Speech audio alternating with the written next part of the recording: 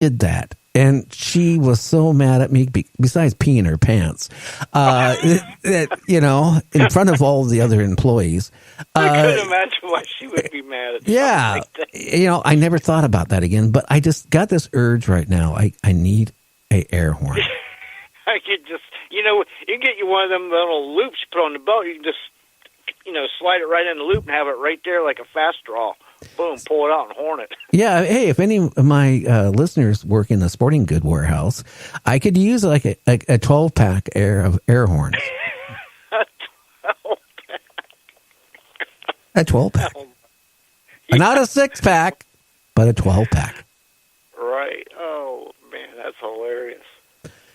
So, what scary story? Is it going to be about zombies? Is it going to be about ex-girlfriends? Or is it going to be about... or something in the occult, voodoo, or what? Well, it's a little bit of both. This one story kind of sticks out to me. I got a few little short Hold on for a minute. I'm going to get my air horn. Go ahead. Yep, go ahead. Okay, this took place in like 1982. I was still in high school, and there's always, when you're in high school, there's always this one girl, man, she was a looker. I mean, a knockout, but she was like, kind of a real high-classy girl. I got to say something. I got to interrupt. You know what? Yeah, go ahead. There was this girl we called Icky Vicky. From grade school to junior high school to high school, she was the ugliest girl I've ever seen in my life. Okay? And somehow, in high school, between 11th and 12th grade, during the summer, I went into Kmart, our local Kmart, and she was working in the shoe department. I didn't even recognize her. And then she started saying, "Well, how you doing, Gary?" And we started talking, and then I realized this is Icky Vicky. Oh my God. She went from a -10 to a +10 in a summertime. And I said to her, "Hey, can I get your phone number?" And she said, "You know what, Gary? I had a crush on you all through grade school, all through junior high school, all the way up till you walked into the store here. And I got one word for you, and it's jerk."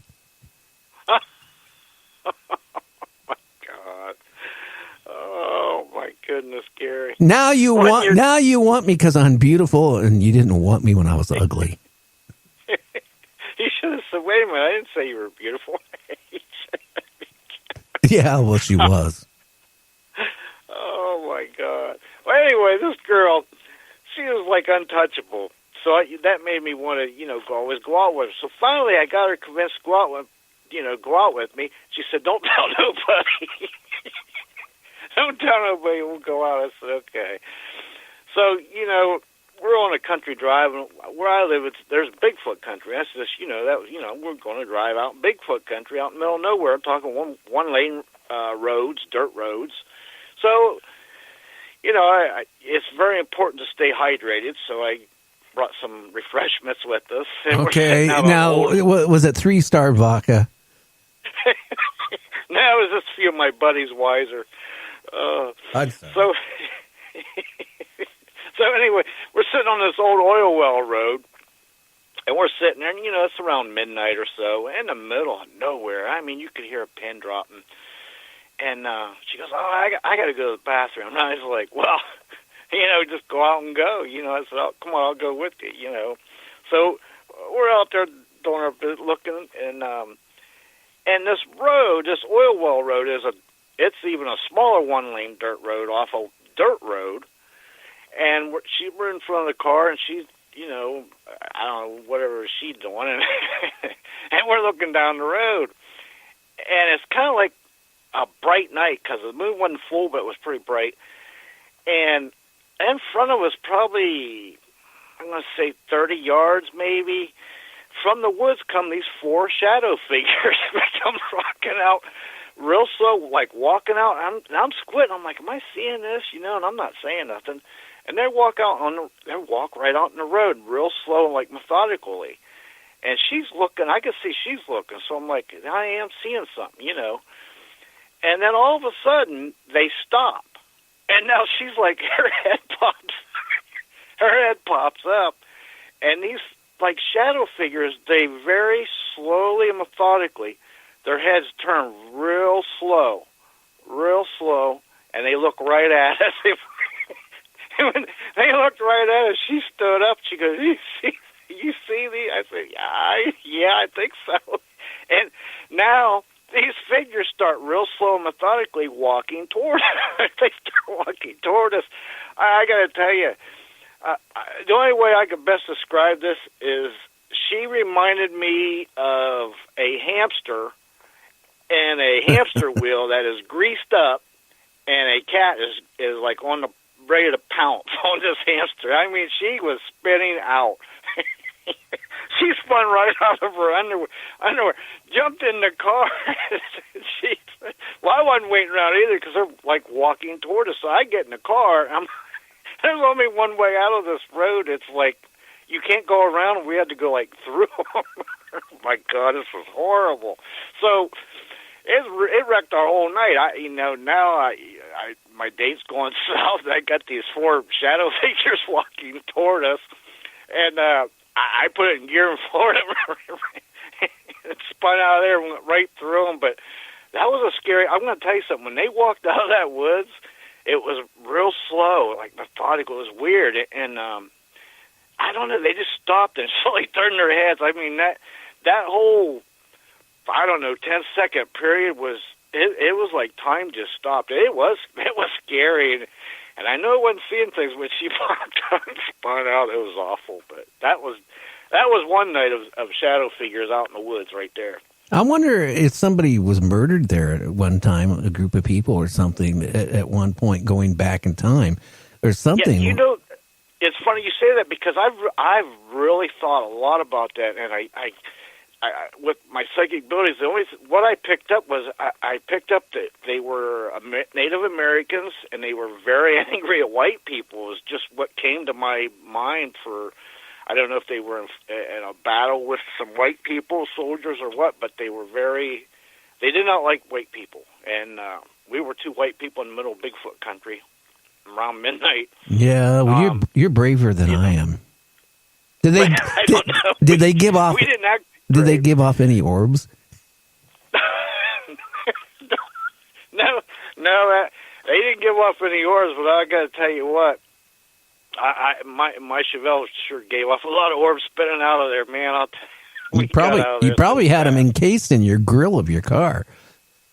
That was the thing, because I'm like thinking, man, there was no way. I had to go through them. So I'm thinking, what's going to happen? Is their energy going to like mess us up or freak us out more or what? But I went through it, and the sad part was that wrecked the whole night. That wrecked the whole year's worth of trying to go out with this girl. It was like, she didn't really want nothing to do with me after that. I was going to ask you, did she ever go out with you after that, or was that the one and only?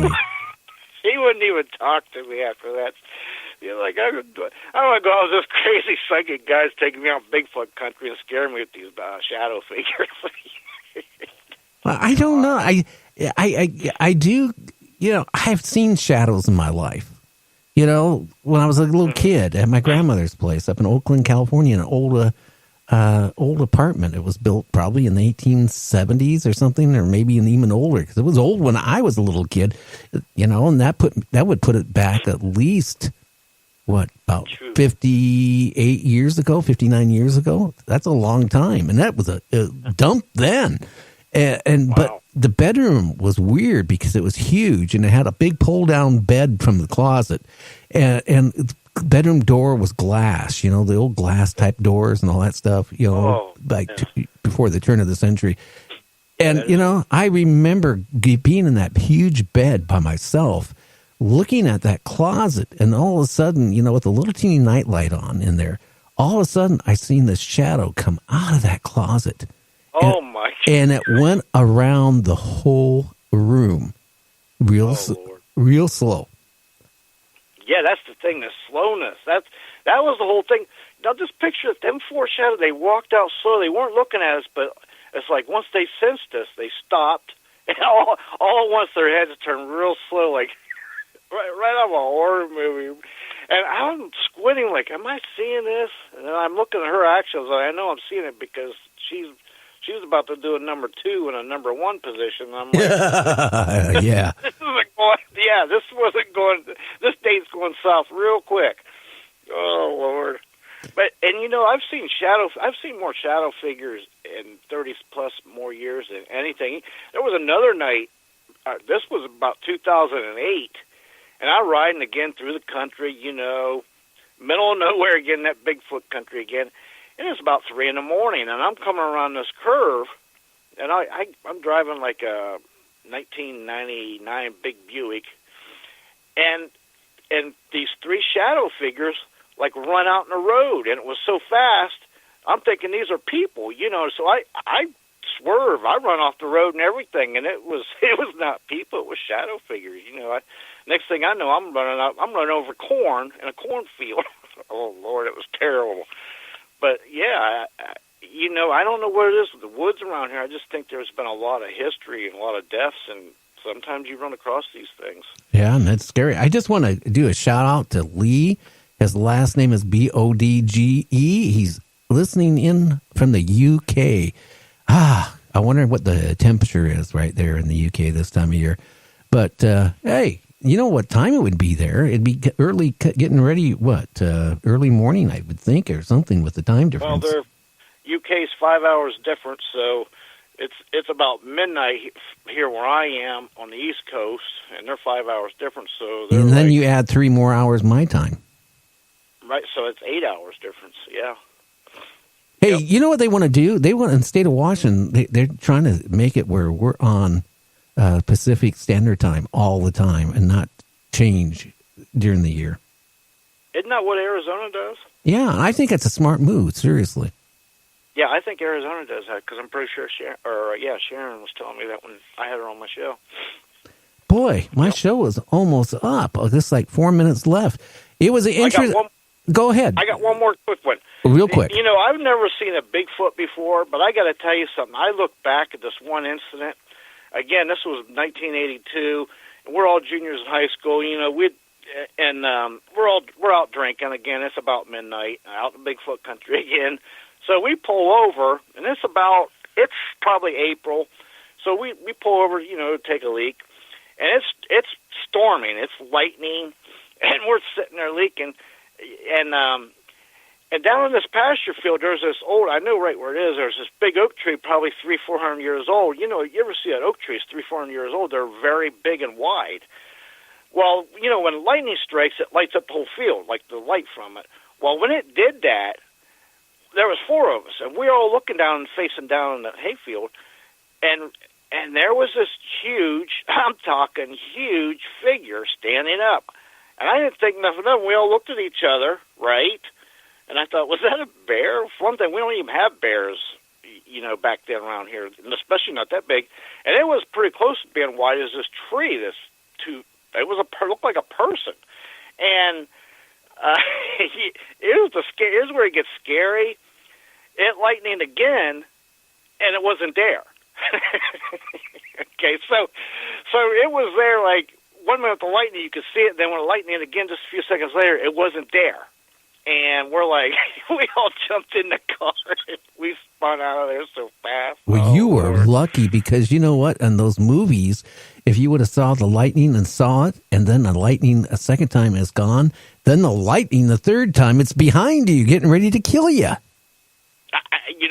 Listen, we were so flabbergasted about the lightning. It wasn't like the lightning struck; it was the light from the lightning lighting up the sky in the field. We seen it, and then when it did it again, it wasn't there. That just freaked us all out. We didn't know what. We never even thought about Bigfoot or nothing back then. We just didn't even think about it, and we just didn't know what to think about it. But I can tell you from looking back, it was extremely wide at the shoulders. But if it was a person, a real man, he had to be like Andre the Giant or somebody. And what would he be doing in this thunderstorm out in the pasture field?